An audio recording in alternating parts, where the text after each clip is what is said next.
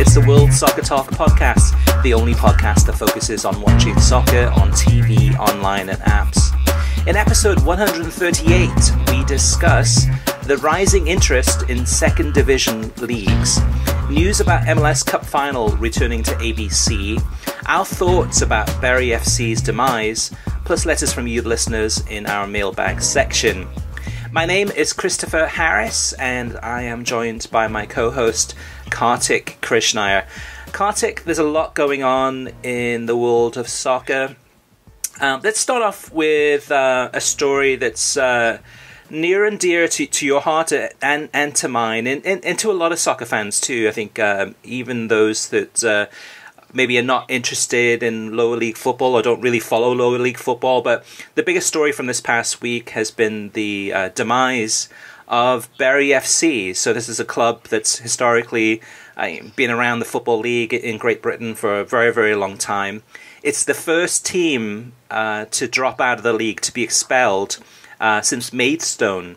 And that Maidstone was 27 years ago. So Berry FC has been told that basically their membership in the Football League is gone, and that's it for the club. The club has now dissolved, ended, and will not play another game this season. Now there's always the prospect of maybe that club being reformed. Going back to the story, the example of Maidstone. Maidstone are now a non-league club, and I think they're in the 6th tier of non-league football in England. So they're coming back under a different name, different ownership, and hopefully for Berry FC that could happen too. But as we saw, Kartik, from this past week, Bolton Wanderers almost were suffered the same fate too. What's your perspective on this, and why should soccer fans, even if you're not a Berry FC or a Bolton Wanderers fan, why should soccer fans be interested in a topic like this? I can't imagine they're not interested in it, and that was why I was so stunned by people saying, it's just a club, it's a lower league club. Gig Lane is one of the most historic grounds in English football. Bury won an FA Cup before Manchester City did or Manchester United did. They won the league before either. Manchester City actually got quite competitive around the same time, but Bury were a better club. Bolton also won an FA Cup, I believe, before Manchester City or Manchester United did. I might be wrong about that. Bolton is an original Football League club, by the way. Bury is a club that has a rich history. It is it is kind of the essence of a neighborhood, community, local club through the years. Bury, if you're not familiar with the geography, is in Greater Manchester. It's just north of Manchester itself. It's just to the east of Wigan and Bolton, which are places I think Premier League fans have heard of. This thing had been playing out for a number of years. Have a good friend, Armando Diaz, who actually called into our Fifth Street Sports Show the other night, who had gotten very involved with the club.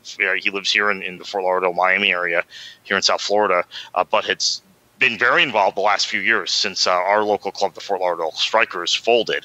I got involved in the other local club, Miami FC, whereas Armando took that occasion to get more involved in a club, in a traditional club in the Football League. So it really matters. We don't have club failures a lot in England. We never have club failures in Germany. It's not like the U.S., because I think in the U.S. people are used to this closed league system where half the clubs fail. And I have to emphasize, this is a rare event in Europe, and generally in Europe, when clubs fail, Phoenix clubs replace it. So you saw Parma fail a couple of years ago in Italy. There's a club that replaced it. They're already back in Serie A. Same thing happened with Fiorentina a couple of years earlier. But this really does matter. And I want to point out really quickly about Bolton, Chris, because Bolton is a club that I think most of our listeners are familiar with, because they were in the Premier League for the majority of the first 20 years of the Premier League. They've spent more years in the first division or top flight of English football than any other club that hasn't won a title. Spent most of their existence in the top flight. They've had such residual financial problems from their time in the Premier League. And yes, there was overspending. When Sam Allardyce was there, he assembled a very eclectic squad of guys, the JJ Okochas and the Ivan Campos and Nicholas Anelkas of the world, a lot of good foreign players that saddled them with debt. They had a former owner that passed away and wrote off a lot of that debt, but they still have accumulated that debt. They were on the brink in 2015 of going out of business, and now have had this just been rescued at the last minute in 2019. the thing I want to mention about Bolton is it shows kind of the excess of the Premier League. If you don't have your own academy and you don't have the infrastructure to support it, it's contrasted by what your club, Chris, is doing currently. Swansea City, who top of the championship, they just won 6-0 in the League Cup. They just sold their 2 best players to Premier League clubs, but they always had the infrastructure and never overspent. I even think of the year you guys were promoted, Darren Tratley being sold to Bolton when they couldn't afford to buy him. And they ruined his career, by the way. One other quick note on Bolton. They no longer own their training ground. They had to sell it to Wigan, their closest rival, and always Wigan is generally in the same division as them in the last 15 years. So that's even more humiliating. The club is still in business. They still own their ground and the hotel associated with the ground, the old Reebok. I say old Reebok. It used to be called the Reebok, but it's one of the newer stadiums in England, and it's very lucrative. My concern has always been that people want Bolton because they want that property, and at some point the club will be dissolved and liquidated, and that property will be sold. That's my great fear. We've already seen the training ground, which is on another property, sold to Wigan, who's their nearest rival, and they now lease it from Wigan. So that's my overriding concern. In some ways, though, Kartik, I don't have a lot of sympathy for, in terms of the mismanagement of both of these clubs. So particularly Bolton, I would say. But yeah, Bolton even more so. Bolton are incredibly lucky to be still in existence. I agree. But the connection on this one too, some listeners might be wondering, okay, why are we talking about this topic? Well, it has a connection to the TV media landscape because, I mean, these are 2 clubs. Bury against Bolton was supposed to be on ESPN Plus September 8th. That was their featured game. That's not going to happen any longer. I mean, Bolton will continue, but Bury are not. But the connection to TV is that, and most viewers, most listeners in the United States didn't see this, but you might have seen this on social media, is that Sky Sports, the way that they covered these 2 stories, Sky Sports News, is that they had a countdown clock, to basically the D-Day on when Bury and Bolton, when the time limit would be up for them to prove to the EFL, the English Football League, that they had the financial support in place in order to continue. And this was really, it's sickening. It's despicable that Sky Sports would do something like this. It's kind of try to sensationalize really difficult circumstances by having a countdown clock, as if they're trying to celebrate, I don't know, New Year's Eve kind of countdown clock or a transfer deadline countdown clock.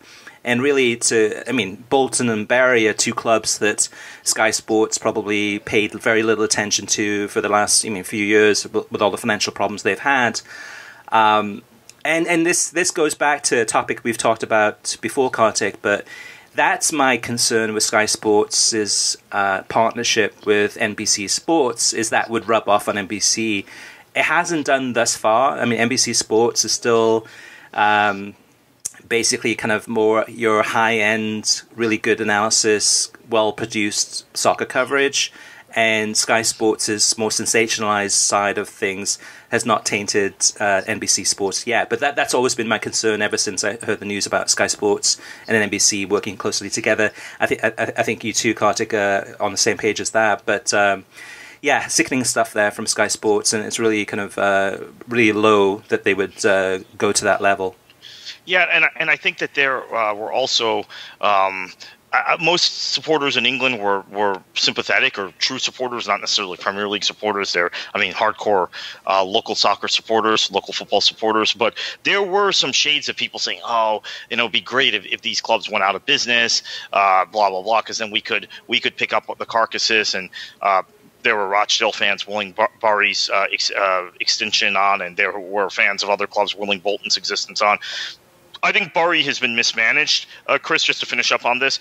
I don't think they've been mismanaged in any greater fashion than the Charltons or the Pompeys or some of the other clubs that have had some serious problems, Crystal Palace in the past, in English football. However, Bolton, I think, is probably the poster child, if you want to call it that, for horrible football mismanagement over a long period of time, and being overly ambitious without any sort of reason.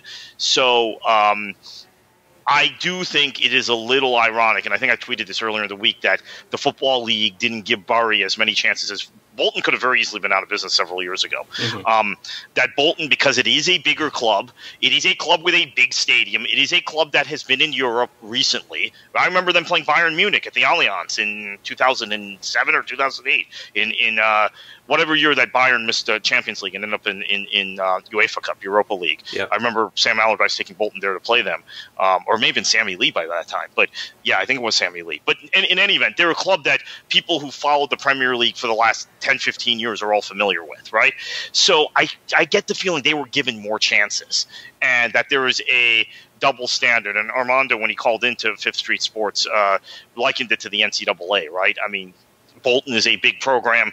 Bury is some small program in some small conference, so the punishment and the standards are not equitable, and I would agree with that.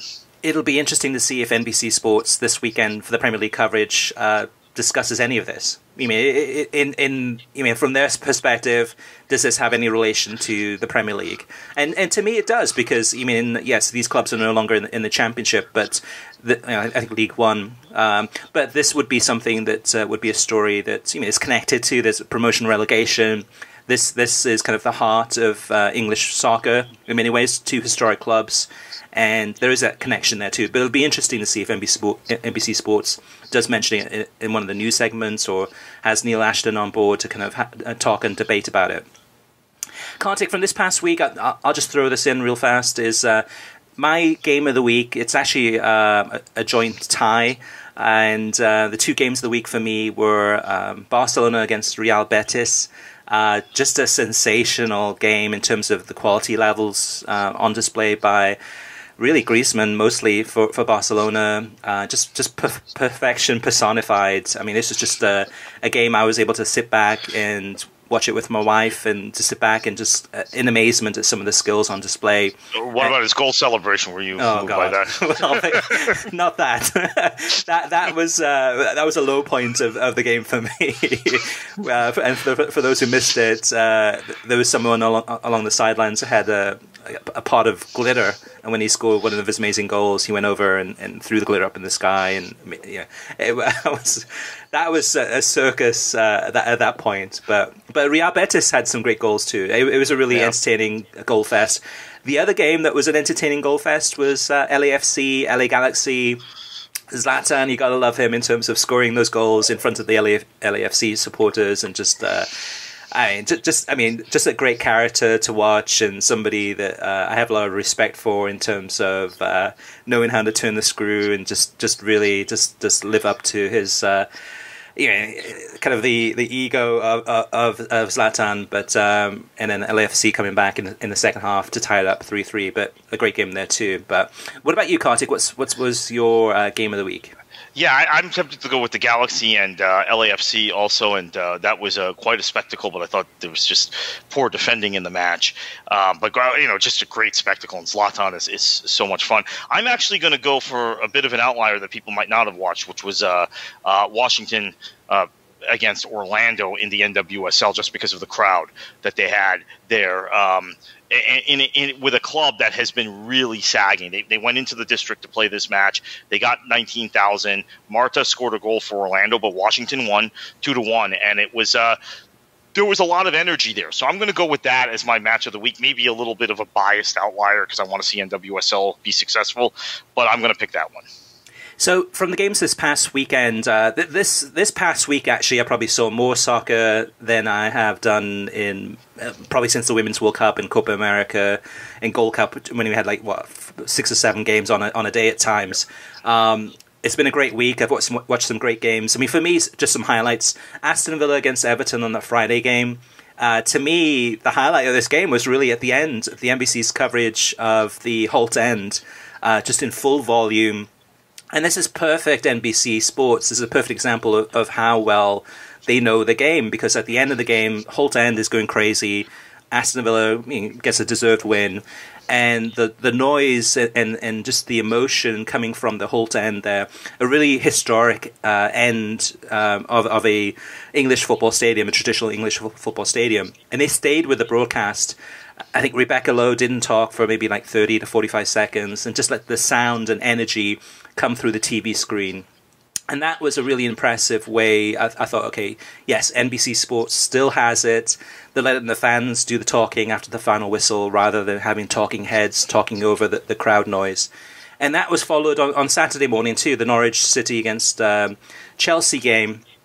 And this one was, again, Carrow Road is another quintessential English football stadium. I mean, the fans are very close to the pitch. It's not the most iconic and most beautiful, aesthetically pleasing stadium, but the noise and bright sunny day in England and then the yellow and green colours from Norwich in the stadium and on the field. This was a great atmosphere too, and then another entertaining game. And in both of those are some of the reasons I love the Premier League as much as I do. Is sometimes it's not just the soccer that's on display or the history about the clubs, but it's the fans and it's the atmosphere and it's the packed stadiums and it's the not an empty seat to be found and just the pure atmosphere that just hits you as you're watching these games. I would say that continued, Kartik. Man United against Crystal Palace from Old Trafford. Who would have expected this one? I mean, Crystal Palace, to me, in terms of pragmatism and just playing kind of trying to figure out any way possible to waste time or to just control this game, and they did. And Old Trafford came alive too with Dan James scoring, and you're thinking, okay, here we go, United get an equaliser, maybe they'll get a last gasp winner. And then Crystal Palace coming back and just like silencing the crowd. This was another good game with another great atmosphere. I mean, the game itself wasn't the best game by any means, but it was. I almost switched it off. I almost switched it off because it looked in the first half. It's like, okay, this is kind of getting boring, and then Palace scores, and then I was hooked. I was like, I got to watch this game. Chris, that match was so unique in that when you're a side likely battling relegation and you're up 1-0 at Old Trafford, what's your instinct to do substitution wise? Bring on a defender or bring on a and what did Roy Hodgson do? He brought on both Andres Townsend and Christian Benteke. Yeah. And then James MacArthur. And because of that, they were able to hold the ball up. Now, James got that goal in the 88th minute, but they had the ability to kind of stretch the match. And when Pogba turned the ball over, they were able to create numbers going forward. I thought it was a brilliant tactical wrinkle from a wily old veteran that I don't think has been talked about enough this week. But Roy Hodgson still has it. That was brilliant because Benteke in particular was able to hold the ball up and change the trajectory, not change the trajectory of the match, but whereas it seemed like United was inevitably going to get an equalizer, after those two substitutions were made, it didn't feel like that, and James created a moment of magic to get it. Mm-hmm. But then Palace still had the ability to go forward and score again. So I thought that was brilliant from Roy Hodgson. Yeah, and I'm sure Hodgson, probably most people probably thought like, it's just a fluke and didn't really focus on him. It was more of a focus on Solskjaer and the United team kind of losing that one. But good point there, Kartik. Real Madrid against Rayo Valladolid. I watched this game and I still can't believe that Real Madrid didn't walk away from this one with a convincing win, and because they totally dominated this game. I mean, by halftime it could have been 3-0, 4-0. Ended up being a draw, a 1-1 draw between Real Madrid and Valladolid. Great result there for the away team. And so far this season in La Liga, Barcelona saw that in their first game against Athletic. It's these smaller teams that are giving the Giants a tough time. I mean, it's a long season, but entertaining stuff there from La Liga. And then a whole bunch of other games I watched. Watched the Inter Lecce game on Monday from Serie A. This was almost like a target practice for Inter. It was 4-0. It could have been 5-0, 6-0, 7-0. A really one-sided game.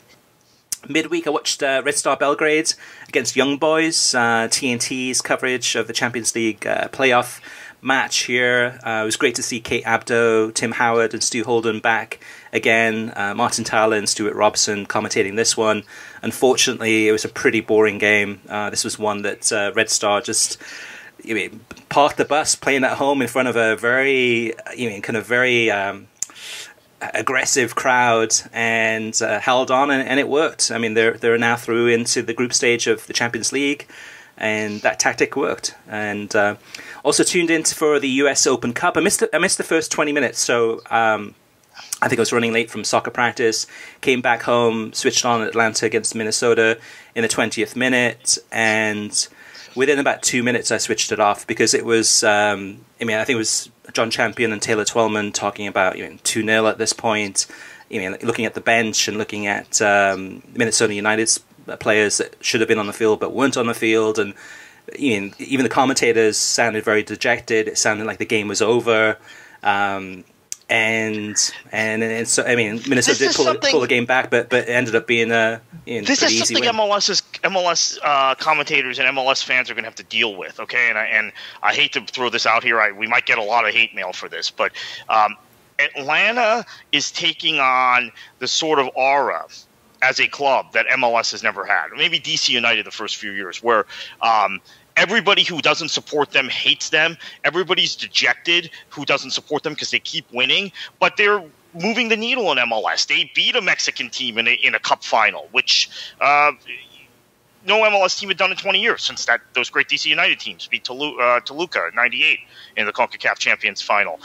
And there seems to be, just when I talk to people, Atlanta won again. I guess we thought DeBoer was going to screw them up. They did it. And I sense some of that. Even I love John Champion and Taylor Twellman, two of my favorite people in the business. But I think I sensed some of that during that match. And then there was a sending off. Then Minnesota got a goal, and there was more pep in the voices. But yeah, I think it's just a general reflection of MLS fandom that Atlanta has come in and taken what was a very mediocre product and upgraded it on their end, and they pushed the envelope, and people resent them for it. Well, that's the thing, Kartik. You hit the nail on the head there too. I mean, I tuned in. I listened to maybe 3 minutes or 4 minutes of analysis by Twellman and by John Champion. They sounded dejected. They sounded like the game was done. They sounded like there was no. I missed it. I didn't hear it in those 3 or 4 minutes I was listening. But there was no, hey, how can Minnesota bounce back from this one? What do they need to do tactically to get back into this game? Because it sounded at that point that the game was absolutely done and dusted, and they were completely in control. That it was an easy, comfortable 2-0 lead by the 19th minute. But in the heyday of Manchester United under Sir Alex Ferguson, they jump out to a 2-0 lead in the cup final. There's not much analysis, even in those days, among the commentators. What does Crystal Palace need to do to get back into this match? Right. Or whoever they're playing. They played Millwall in a cup final. Maybe that's a better example. In an FA Cup final, it's just like, it's done. Yeah. Now it turned out this wasn't done because there was a sending off and Minnesota got a goal back. But to be honest with you, I never felt like Minnesota was going to win the match, even up a man. So I think, it's something MLS people have to deal with. Atlanta is something they have not seen in their league, and I think that's a good thing. I mean, I have my own kind of envy and jealousy of Atlanta United, which I think I've expressed from a standpoint of Orlando City and soccer in Florida. But it's a good thing. It's a very good thing what they're doing. It's a good thing over the course of the season, and I've had this with Man United in the past before. But it's a bad thing in a cup final because you're tuning in thinking, okay, it's one match. Everything counts in this one game, this 90 minutes. Let's hope it's a very competitive final. And in so many FA Cups or Community Shields or, League Cup finals in the past decade, you can look at and say, okay, this is just a one-sided, just a stroll to victory. And it's, unless you're a fan of Atlanta United, if you're an Atlanta United fan or appreciate their playing style, you'll be entertained by this. But if you're a neutral coming in hoping for a competitive match, this was not it. The challenge with this one, Kartik, is that how did that impact the TV viewing numbers? Well, we don't know, and we will never know because this game was not on television. It was on ESPN Plus, which was the first US Open Cup final not on television as a final for over a decade. And the ESPN Plus, I think actually since 98 maybe. 98. Even. Oh my goodness. So probably 16. No, 17. maybe no. Those games I think would end up on Fox. What was then Fox Sports World or Fox? Yeah, and Gold TV had the final for a few years. I think it's so it's probably 20 years, 20 plus years. Yeah, and that's the thing. We won't find out what the viewing numbers were on ESPN Plus for this one, so we don't know if it's 90,000 people tuned in as an average over the course of those 2 hours. We will never know. So, but Frustrating game to watch from my perspective. Kartik, what about the Bundesliga? Was there anything in terms of the television coverage or any standout moments? Yeah, the Bayern-Schalke game, Schalke-Bayern match in Gelsenkirchen, Keith Costigan and Warren Barton were pretty good. I mean, Costigan's always good, but Warren Barton, I think, is growing into this role, and it's kind of a shame because they're out of European football completely after this season, so I don't know what his future is. But growing into this role as a co-commentator, he seems to be maybe better at that than being in the studio. And now I think he's had so many reps between European matches they call off the monitors and Bundesliga matches that he's gotten to a pretty good level. I enjoyed his analysis of this match, to be quite frank, and that's not something I've always said about him. Let me just chime in there real fast. And this was completely by coincidence because I was researching an article this week. Actually, no, somebody emailed me, a past listener and a past writer who had written a piece about Gus Johnson. And so I looked up on the website to go back into memory as far as figuring out which article he wrote about Gus Johnson. I didn't find it, but I did find another one about Gus Johnson. And this was that... And this is the headline from World Soccer Talk. Warren Barton says that Gus Johnson is one of the best soccer commentators in the world. Well, not only is he not one of the best soccer commentators in the world, he's not even a soccer commentator anymore. That's how great he was. But anyway, Warren, he's grown on me. Absolutely. And I haven't heard much of him in the past couple of years other than maybe a Gold Cup performance or a game here and there. But he's grown on me, and they're not... I mean, that's somebody that they could be using more often. I'm not sure if he's under contract. It's very random when they use him. They use him. He pops up every now and then on a Bundesliga match, and this was a big match that I wanted to watch, and he happened to be the co-commentator, and I thought he was good. Yeah. I think he's improved very much as a co-commentator. And one more thing before we move on to the next segment. So it was MLS rivalry week. So I mentioned about the LA derby that I caught and you caught. Any other games that you caught that were of interest TV-wise? Yeah, I watched Orlando-Atlanta. I thought that was it was kind of predictable, and unfortunately from the Florida perspective, Orlando lost to Atlanta again. Not surprisingly, I've never seen a rivalry where not only the fan base is all fired up about it, but the front office is actively encouraging them because they have such a resentment of the other club. Orlando has a kind of a terminal jealousy that's developed in Atlanta. They've still never beaten them between cup competitions and league. And then Portland, Seattle, I think there was a lot of effort made in the television broadcast not to focus on the Timbers Army in this match. So I don't want to get too deep into that. Maybe that's a topic for another show. But do you think really, though? I mean, there was really an effort? I think there was, yeah. And I think that MLS has a problem now with I think MLS, the owners, I don't want to get too deep into this, but MLS's owners and management have different political views than the vast majority of MLS fan bases.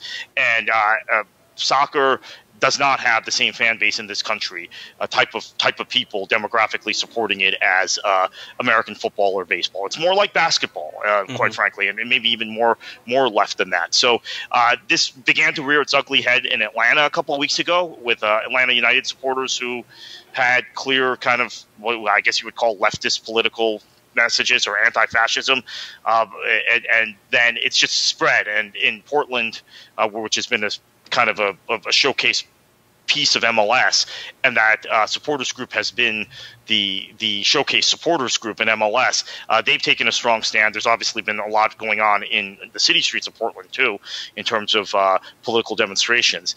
And I felt like they made this match their big stand because it's the biggest rivalry in MLS, and it was on national television. And I just felt like there was an effort to de-emphasize it. And we've heard from Alexi Lalas all week coming into the match that these supporters are guests, which is kind of a laughable notion. But yeah, again, I think that they made an effort, MLS, to downplay it and the television coverage to avoid it. Interesting. Yeah, I missed that match. The only feedback I heard on this one was a lot of criticisms about the team shirt color choices. Both teams playing in green on a very bright green surface, which made it very difficult to watch on television. But Interesting in terms of your thoughts there, Kartik, in terms of... I like that MLS. Okay, so on that real quickly, that did make this game difficult to watch. However, I love that MLS is not...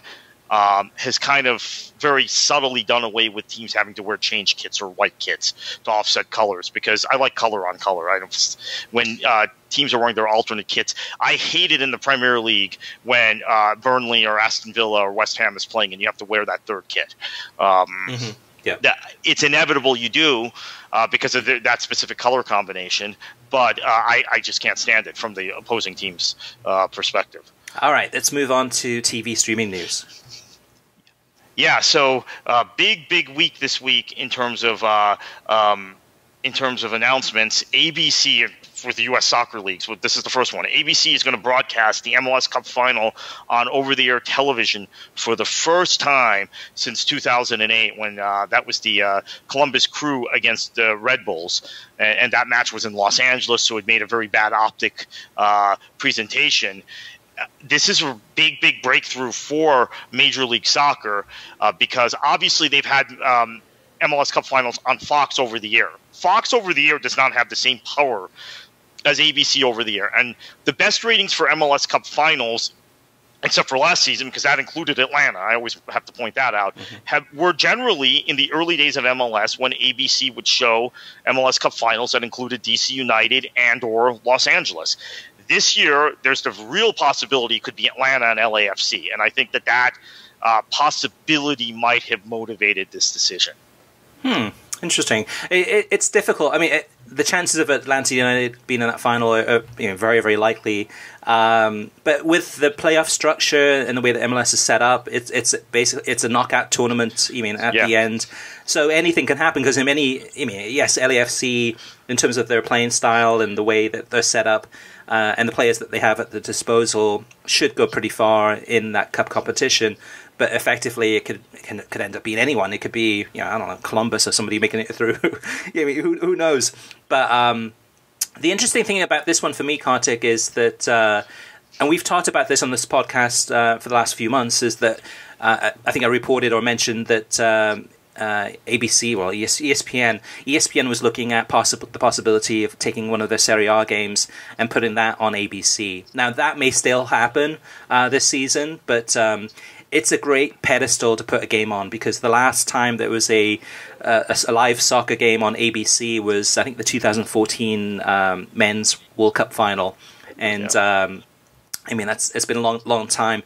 And having it on ABC, you're right, it's a higher profile broadcast channel than it would be Fox. I mean, Fox last year for the MLS Cup Final had, I think, 1.5 or 1.6 million people watch this game. ABC has the record for the highest number of viewers that have watched the game, MLS Cup Final, on US television. And I think that was 2.2 million people in 1997. So there's an opportunity here for Major League Soccer to beat that number, to say, hey, let's see if we can get more than 2.2 million.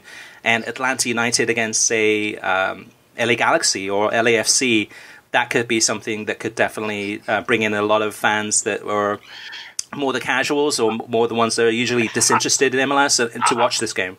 I don't know that newer MLS fans realize this, and you and I have emphasized this through the years, that the television ratings for MLS in the late 90s when the league first started were actually pretty decent. Yeah. And they fell off a cliff in the early 2000s when the league contracted, when there was, I know, MLS and U.S. Soccer like to say that, everything is always incrementally getting better. But actually, there were a slew of really big-name foreign players who were in their 30s, admittedly, but were big names in that era that played in MLS between 1996 and 1999. And so that drove a lot of the ratings. And there was more of a commitment to show matches on ABC then. And there was one season, I remember ABC even showed 15 regular season matches. Seems amazing now in hindsight. At the time, the Premier League and the other European leagues were not terribly accessible in this country, though. That has to be noted. Yeah, and the timing of this is interesting, too. So it's the MLS Cup Final. It's November 10th, I believe it is, which is a Sunday. And the game is going to kick off at 3 p.m. Eastern Time. So it's right slap back in the middle of NFL Sunday. It's not prime time. And it's probably 3 p.m. Eastern because that was probably the only time that they could figure out a way to do it. The NFL thing is overrated. I want to point out last season, I think we talked about this on the podcast at the time, there was a New York Red Bull Atlanta United game that went head-to-head with NFL matches. It was on ESPN, and it got a better number than the vast majority of MLS matches on ESPN or Fox FS1 that last season. So there was one time there was a Philly Union game on, and it got a terrible rating. But I think if you have the right teams, and again, that means Atlanta in most cases or Seattle, the football thing is overrated. And it's just a whiny talking point from a lot of fans who want to make excuses for the ratings. If Atlanta's in the game, I think the rating will be quite good. If Seattle's in the game, which maybe, but they probably won't be. I think the rating will be good. I agree, and I think it's one of those things that if it's a game that's important, people will figure out a time. We'll tune in. We'll find a way to tune in. So whether the game kicks up at 10 p.m. Eastern time, 10:30 Eastern time, like this LA, or actually it was later than 10:30, the LAFC LA Galaxy game, people will find a way to tune in if it's important enough, or 3 p.m. Eastern, or whatever, or 7:30 in the morning, whatever it is. If it's good enough, people will come. But yeah, this could be a huge opportunity for ABC and MLS. Vice versa, this could be another. Well, not another, but this could be a slap in the face if the number isn't as good as it should be. Because this is, even though it's not prime time viewing hours, it's 3 p.m. on a Sunday on big ABC, and that number better be good. I mean, that's the way I'm looking at this one for that. But it's good news.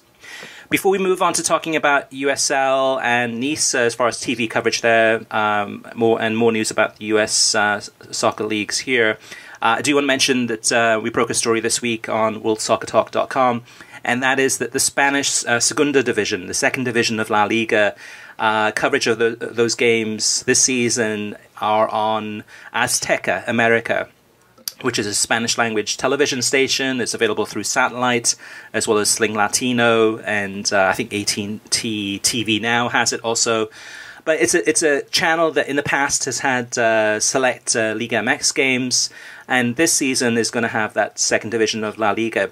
So why is this important? I think it's important because there's been a lot of fans getting into La Liga.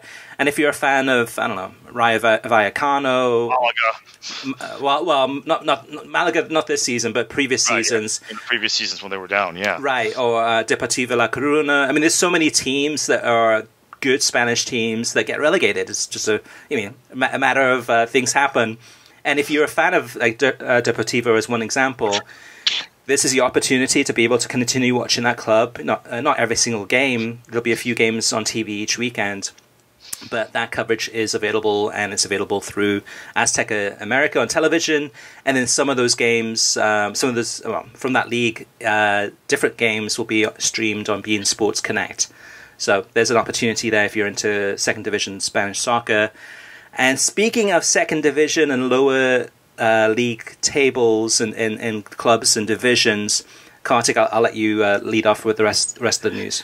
Yeah, so USL this week signed a deal with ESPN, which runs through 2022, which is ironically the year the MLS deal, the MLS Sum deal with U.S. Soccer, those rights end as well. So I don't know if we might see some bundling in the future. That'd be nice. I think so. Which is a 3-year extension to the deal that's currently in place.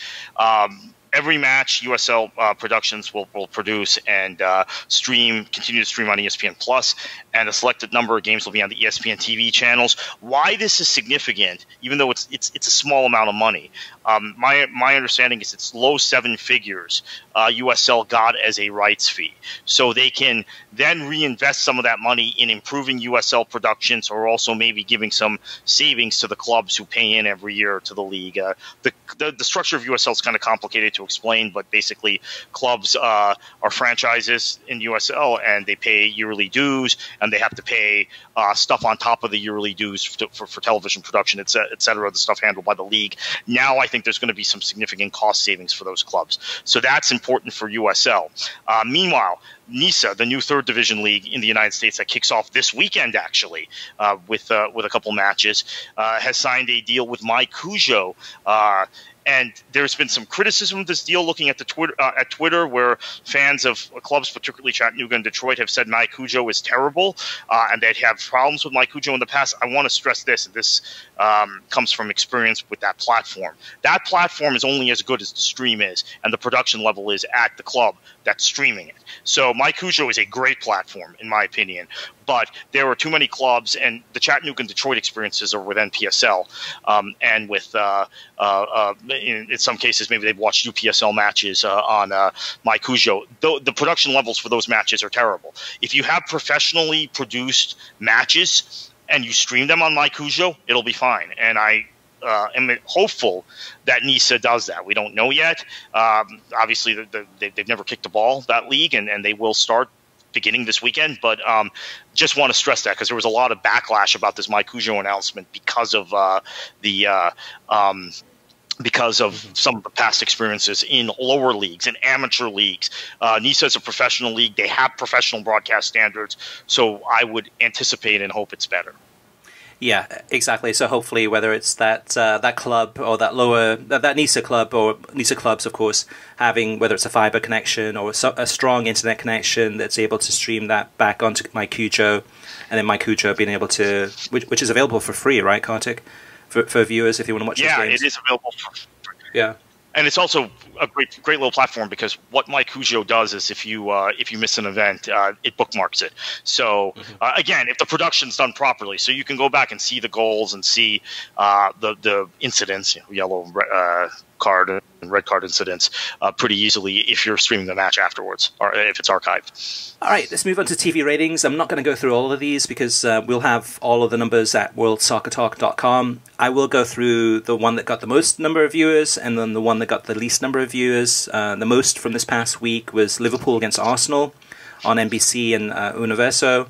1.1 million viewers watched this one, and overall, I mean, Liverpool's on fire so far this season, but an entertaining game, unless you were an Arsenal supporter, but still, it was a great number. The lowest number we've got from this past week was the New York Derby, NYCFC against New York Red Bulls on ESPN2 on Saturday, prime time, 7 to 9 p.m. Eastern time, 110,000 viewers. To be fair, this was at the same time as the University of Miami against the University of Florida college football game. So I think, but again, Kartik, here we go again. If people are interested and if people care enough about watching, soccer, professional soccer, and if there's relevancy and reasons why you should watch a New York Derby game, that should become your first priority. What do you think? Do you think that? What other MLS matches this weekend did better than that? And you could make the excuse of the Florida Miami game, but quite frankly, living in this state, you didn't hear the end of it, right? But you and I both live in this state. But right, if you live I think outside Nebraska, that's a very regional matchup. That's as regional. That's like a derby, right? In American football. So I find it hard to believe that really impacted the rating for that match. This is a consistent thing we're seeing with New York City FC and with Red Bull, and we've seen with the Galaxy at times. LAFC is doing a little better, but again, Seattle, Portland, Atlanta, Orlando, maybe now one or two other clubs. Those are your drivers. And the LA Galaxy LAFC game got a great rating. I think that had to do with timing and also LAFC. But you throw an Atlanta game on at the same time, that's getting twice that number. There is something wrong with MLS in New York, in the New York metropolitan area, in terms of its TV profile, and in some other major markets also. But primarily, New York is the really serious one. Doubling down and adding a second club there has not done anything to move the needle in terms of overall ratings for the league. Yeah, and for me personally, NYCFC, I refuse to watch those games at that stadium because it looks like it's a five-a-side football pitch. It's horrible. It's horrible to watch on television. It must be even worse to be in the stands. And yes, I know if you're a New York NYCFC fan and you love the club and you love the players and you love everything about it, that's great. But you need a new stadium. That's not a relevant, authentic. That's not an authentic way of playing soccer. It's not even a full-size pitch. then New York Red Bulls. They don't even play in New York. They play in Harrison, New Jersey. I mean, to me, that's a New Jersey team. I mean, to me, then it's kind of that doesn't even feel real either. It's kind of feels forced and fabricated. And that's before. That's to me personally. Now, other listeners and other readers and fans might have other reasons for not watching that game, but to me, it's fake. It's fabricated. Well, I mean, having a Jersey versus New York City rivalry is fine. I just think that, first off, that stadium, the ground there, you're absolutely right. That's a big problem. And then secondly, I would say that these teams are not they haven't moved the needle in terms of popular fan support, which is unfortunate, because if I were pinned down and asked which club in MLS I respect the most in terms of just playing principles, I would say Red Bull. Yeah. In terms of their system and what they do. And if I were pinned down and say, well, who do you support? I would probably say Red Bull. Yeah, it's a team that in Orlando. Yeah, it's a team that over the years has developed a lot of good players that have a good playing style, that have but to me, in both of these examples for both of these clubs, there's other reasons why, for me personally, and I'm not speaking for everyone, but why I'm not turned on by any of these clubs is a lot of it has been about the branding, the name of the club, and just where they play. It's just the basics, the fundamentals of forming a club. You mentioned Kartik a second ago, and actually I didn't mention it yet, but wasn't planning on doing it, but let me do it. It's the LA Galaxy against the LAFC viewing number was fantastic. 462,000 people watched this one game on Sunday night, and this was on Fox Deportes and FS1. The Fox Deportes number, I believe, was the most watched MLS game ever on Fox Deportes. I think it was 262,000 people watched it for that, and then just over 200,000 on FS1. So great numbers there. And this was a game, again, too, that was a late kickoff for East Coast. It was advertised as, I think, 10:30, or either 10 o'clock or 10:30. It didn't kick off until, I think, closer to 10:45, which is, I just hate that as far as MLS and US soccer in terms of the bait and switch, where they list a kickoff time and it hardly ever starts at that time. I think that, in long term, you're going to lose viewers. Viewers are not going to be. They'll say, okay, this is ridiculous. You tell me it's a kickoff time at this time. I set my clock. I figure out a way to watch this game at this time, and it doesn't kick off until later. To me, it's a bait and switch. But still, the view number for the LA Galaxy derby, fantastic. Really, really good numbers, and hopefully that will continue. Listener mailbag. I've got some good feedback this week, as always. The first up is Josh B. He says, ESPN FC is back to showing video highlights of the English Premier League. They showed the highlights of the Villa-Everton game that aired on NBCSN last Friday. I hope ESPN FC continues this for the rest of the season, especially with VAR now in the EPL. That is fantastic news, and thanks, Josh, for the heads up there. Tim Keane says, I subscribed to NBC Sports Gold and have watched Watford games for the past 3 weeks. Aside from their lack of performance on the pitch, I had a few observations. Number one, for some reason the game is broadcast on a delay basis. I was looking at the Watford newspaper, like a live report of the match, and it showed that West Ham had scored from the penalty before it happened on TV. Now, Tim, usually there is a delay, so sometimes the actual reporter for the newspaper is at the stadium and is reporting it live on kind of I'm guessing like a minute-by-minute commentary, or the Twitter feeds, and usually there's a delay, but the delay sometimes maybe is like anywhere from 7 seconds to 20 or 30 seconds. So maybe I'd be interested to see how much of a delay was there on NBC Sports Gold, if it was in 20 to 30 seconds or if it was 2 to 3 minutes.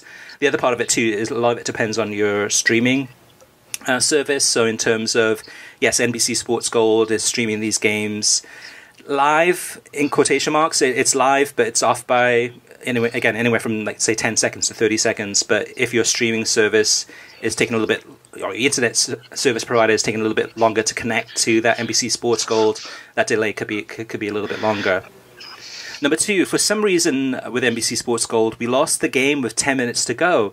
By the time I got it back, it was almost full time. Since you can only see the game as it happens, I could not go back and see what I missed. When I called customer support, they basically told me I was just out of luck. Number three, if you don't have a top 6 team in the Premier League that you support, then you can see your team on a regular basis for $40 a season, which is a reasonable price.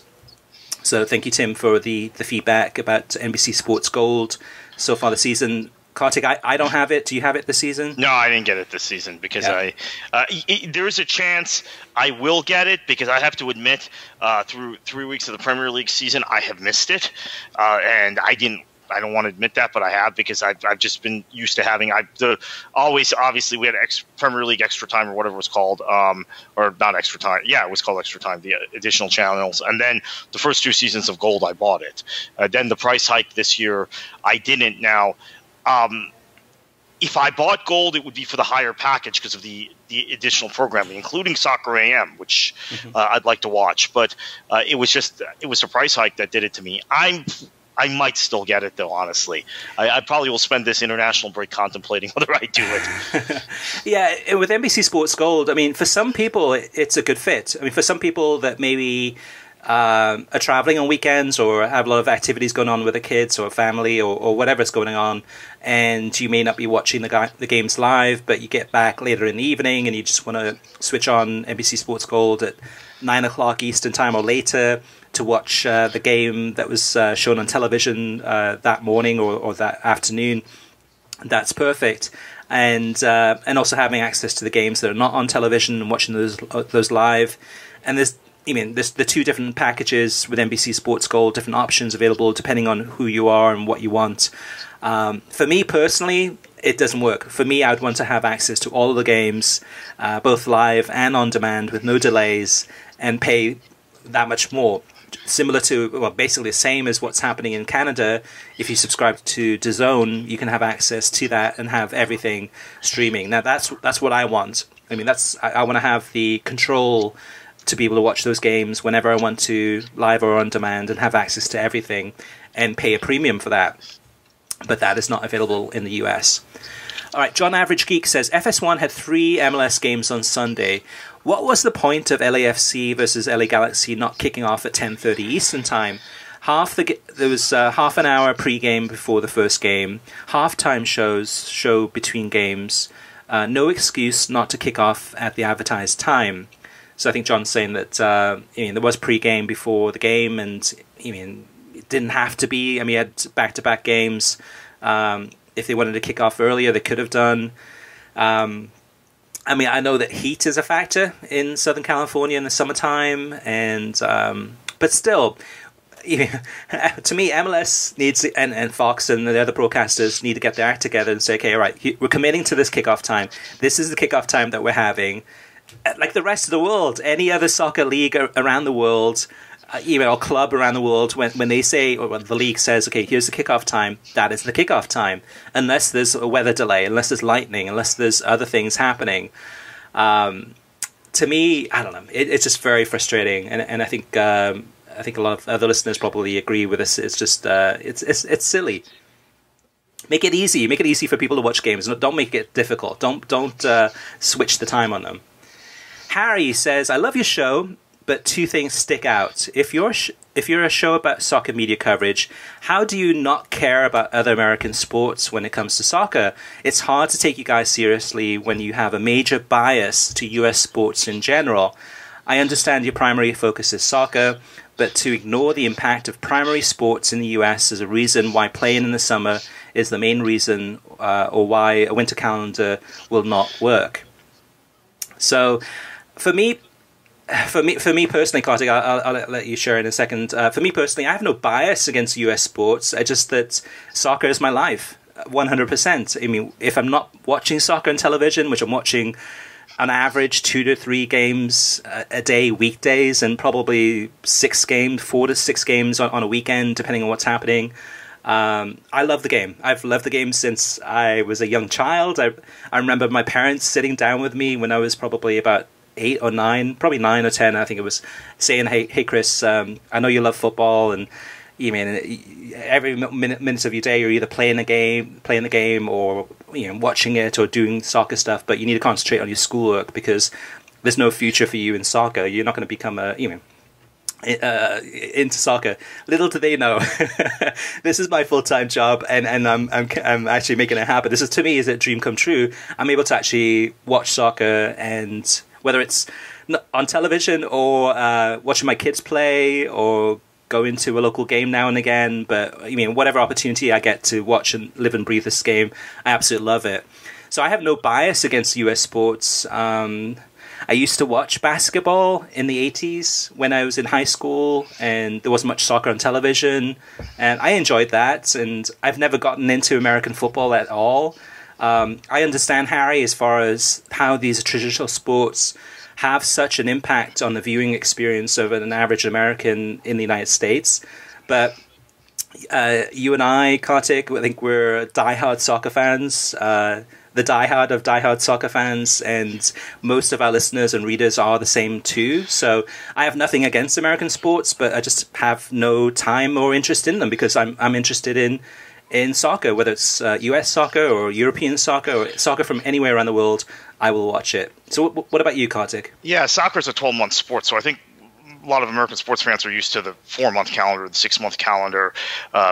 College football is really kind of in August to November pastime, although you have the New Year's, and then you have the spring football. Let me chime in. Which for me is always so weird. I still can't figure out, like, what do they do? I mean, do they just flip from sport to sport to sport throughout the year? Yeah, I guess so. I mean, although college football is a little different because I know a lot of college football fans who don't watch other things, and then they're just waiting for the spring game, which is it's like an inter scrimmage, but spring practice, because NCAA rules restrict how much you can play or what you can do, how much you can train, practice during certain semesters, which are not calendared for that sport. College basketball is the same thing. Teams have to take international tours to UM just went to Australia, by the way, University of Miami's basketball team under Jim Larinaga, because that's the only way you can get games during your off season because of NCAA rules. Point is, though, I don't understand this argument. I don't watch American sports. I watch mostly, although I do watch some college sports, admittedly, and I do watch golf. I don't watch American professional sports anymore, but I do know the calendars. I used to watch all 4 of the major sports at one time. Soccer is 12 months. There's always a league going on. There's always an international competition going on. Here's the thing I don't understand about this argument. We're being told you can't go head-to-head with football, but that's what MLS does now and the U.S. leagues do now. The end of the seasons, and I've worked in the sport in this country, and I can tell you it is horrible going up against college football for, well, maybe it's different in other parts of the country. The NFL is the king. But here in Florida and in the Southeast, college football is the king. And going up against college football on Saturday nights when you're at the end of your regular season, and then when you have your playoff tournament, every Saturday you're going up against college football. Now, if you shifted the calendar, you'd be going up against the NHL and the NBA for your business end of the season and the playoffs. Right. Yeah. So I don't understand this argument, Chris, because you're actually, I think, now, yeah, a lot of your regular season will go up against American football. And maybe I'm taking this from a very southeastern perspective because college football is king here. That is the sport. Mm-hmm. Everything else, including the NFL. I know the NFL got higher television ratings around the country, but I think in the Southeast, it's very secondary.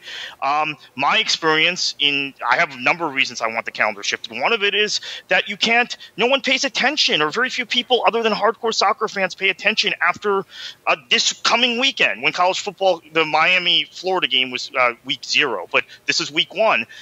In the state of Florida and in the Southeast, it affects your attendance. It affects your television ratings. It affects the amount of coverage you get in the newspapers. I do not think the NBA, the NHL, and Major League Baseball do that. Now, maybe, again, it's a geographic bias, but I'd like to avoid our playoffs going up against college football, period. Makes sense. Makes a lot of sense too. And going back to Harry's comment, we're cognizant of the different landscape that's out there. Kartik more than I am, because I'm not tuned into that at all. But I mean, in terms of the calendar, there are good reasons, and also looking at the weather. There's ways to make it work. The frustration that we've had myself included, has been that there's been no change, effectively, other than the season starting a couple of weeks earlier and ending a few weeks later. It's roughly the same idea.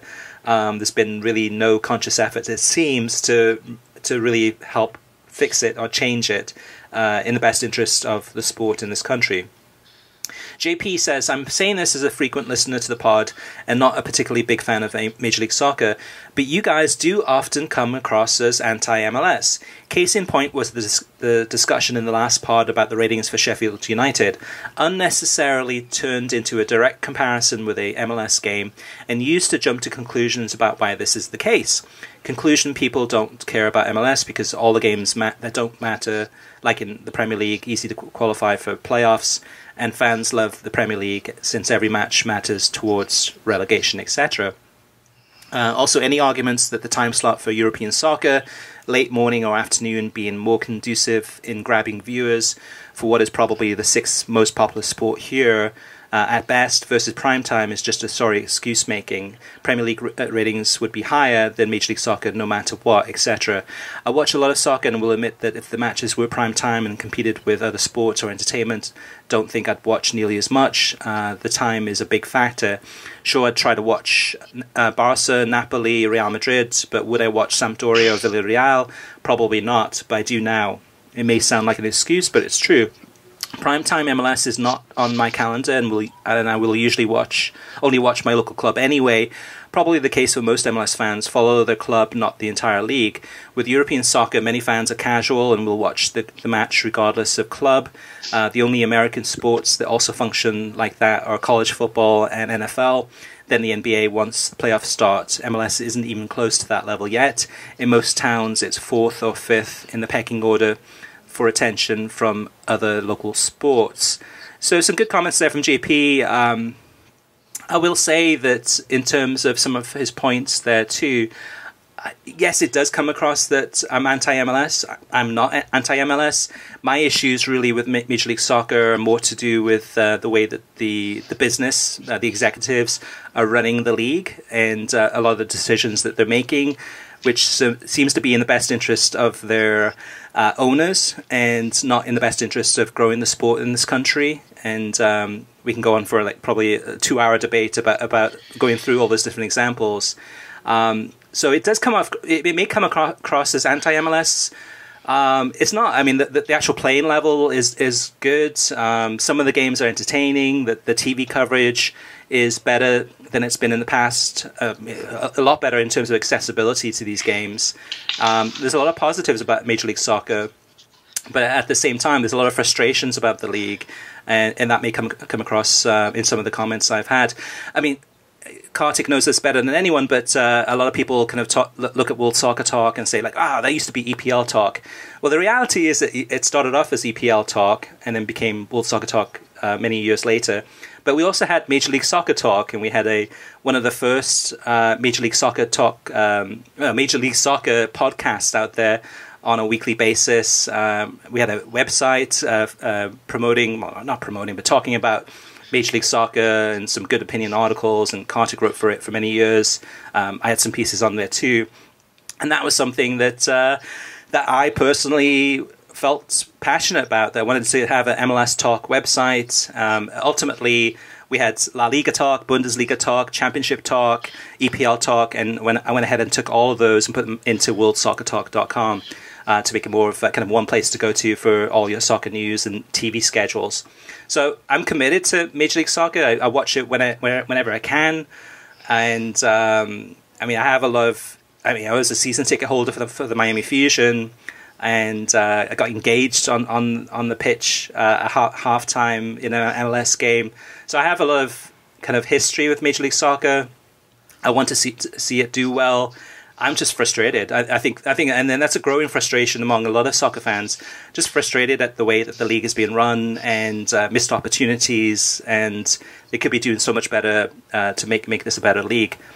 What about you, Kartik? Yeah, the same. I mean, my issues with MLS are ideological and on the business front. But the thing I don't like is that people who are opponents of Major League Soccer then and share my same views about MLS's business structure and MLS's management, then project that on the football also. So if I say something like, hey, I enjoyed – this happened last week. Hey, I enjoyed watching Columbus versus Cincinnati. It's like, how can you watch that? It's crap. It's terrible. That's not – it's like semi-professional football in England. It's like the conference, which is all nonsense. And then if I say a player may be better off in MLS, like Jordan Morris, than playing in the Bundesliga, oh, you know, you don't know what you're talking about, blah, blah, blah. So it's bad on both sides. I mean, the anti-MLS people are out of control. They've gotten out of control. They don't understand nuance. I'm with them on most things, but that should not then force me to deprive myself of watching the top domestic league in my country. Now, the flip side is the MLS fans that we just talked about, who are just like, oh, well, if you don't champion Major League Soccer and if you say anything positive about any other league and say, oh, yeah, it's great that Christian Pulisic didn't come through an MLS academy and he went right to Borussia Dortmund, then somehow you're anti-American or anti-Major League Soccer. I mean, it's just that the whole conversation is toxic, and I'm at the point where I want to avoid it. I support Major League Soccer. I like the product on the pitch. I try and watch it as much as I can. That does not mean I support the management decisions. And because I don't support the management decisions and don't support the ideology of the league does not mean I should not watch the league at all, because I, as someone who works in the sport and covers the sport, I need to be informed about what the best American players are doing, the best players in my country are doing on the pitch. So I need to watch it. But that does not mean that I'm endorsing the management. And it's just, you can't even have this conversation. That's the problem. Yeah, it's one of those things that whenever I talk about Major League Soccer or write about Major League Soccer, sometimes I feel like having a disclaimer at the beginning of my sentence or the beginning of my written word to say that just because I'm criticizing Major League Soccer doesn't mean I hate Major League Soccer. Yeah. And I think a lot of Major League Soccer fans, probably younger fans, are overly sensitive about this, that they don't want any negativity or anything that's semi-critical about the league because they see that as an attack. And it's not an attack, it's just it's an observation, it's a criticism. It's something that I'm looking at a league, and we've criticized the Premier League and Bundesliga. Take any league from around the world. There's a lot of things that can be improved about any league, but we're making some comparisons, we're making some observations. It's just our opinions at the end of the day. DT, next comment on in the list of mailbag, says, there's a lot of whiny MLS fans on here. If you like MLS, good for you, but when 60% of the teams make the playoffs, then you really shouldn't get upset when other soccer fans don't bother watching.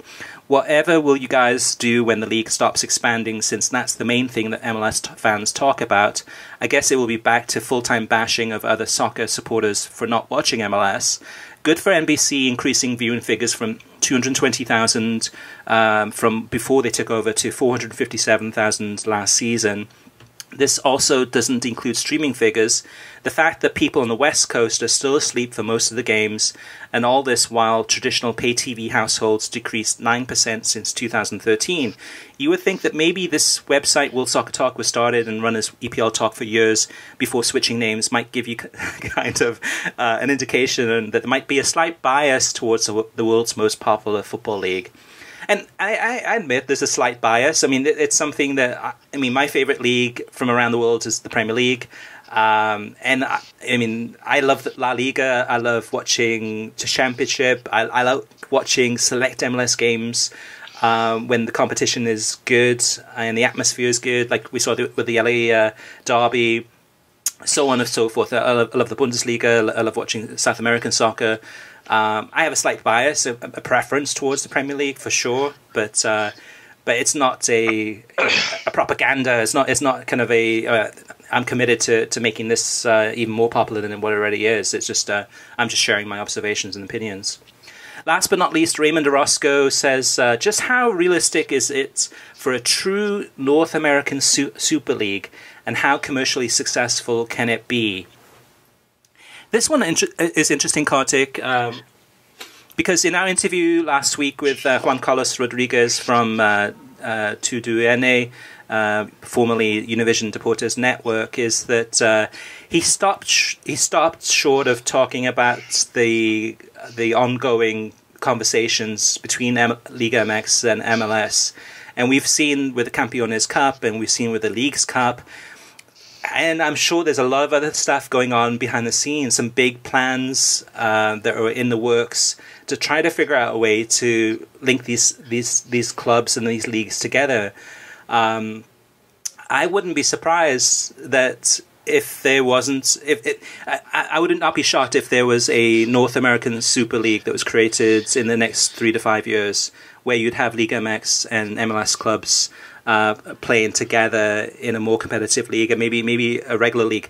The challenge, though, is travel. I mean, we've seen this, another criticism of Major League Soccer in terms of instead of taking a lot of these clubs taking charter flights, they're taking just regular economy flights and having to travel and make 3 or 4 different connections to get to a match and get fatigue from all this air travel. And by the way, I mean, with the earlier discussion, that to me affects MLS's quality of play. I'm not arguing that that MLS would be the best league in the world if some of these things were changed, but it could be. It actually, you don't know if teams were taking charter flights, and if the travel was shorter, and everybody were playing on grass pitches, and you were playing in cooler weather, it might be a much better league. So, sorry, I digress, but I want to point out that charter flight issue is massive, and that affects the quality of play. Yeah, as do the number of midweek games in MLS, in order to try and get into this calendars, because we don't want to compete with football and all that mantra. I think it would be interesting, though, too, and hopefully MLS and Liga MX have done this already, is to sit down with a blank piece of paper and map out what a North American Super League might look like in terms of the calendar, in terms of how clubs would play each other, how the leagues would be organized. Because the reality is that, I mean, if we started this, say, next season, which is not going to happen next season, but if we started this next season, the Liga MX clubs would run riots through this league for the next few years, several years, because they're at a higher competitive level. We've seen that from the CONCACAF Champions League. Yeah. Long term, there's opportunities here to actually create something that could work. Figuring out the calendar, figuring out how these teams will play against each other, figuring out travel time and all that, all the different. It would be a big challenge. I think it could commercially be hugely successful. Liga MX, for all the benefits and all the pluses of that league, the one thing that they're poor at is marketing.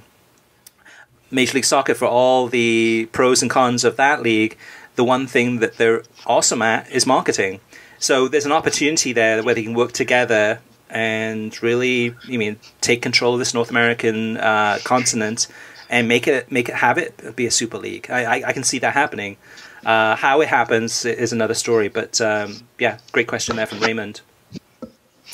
You can join the conversation about anything we've talked about on this podcast, or anything that's on your mind in regards to TV, online or streaming or apps, watching soccer.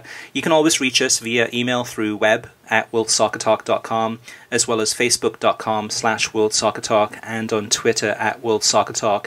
Plus, of course, you can post your comments on worldsoccertalk.com. Now, Kartik, we've got a hurricane approaching Florida. It's going to run riots probably for the next week for us. But for those who want to stay up to date on your insight in terms of tracking the weather, as well as, of course, soccer and politics and Florida history, where's the best place that they can follow your conversations all week long?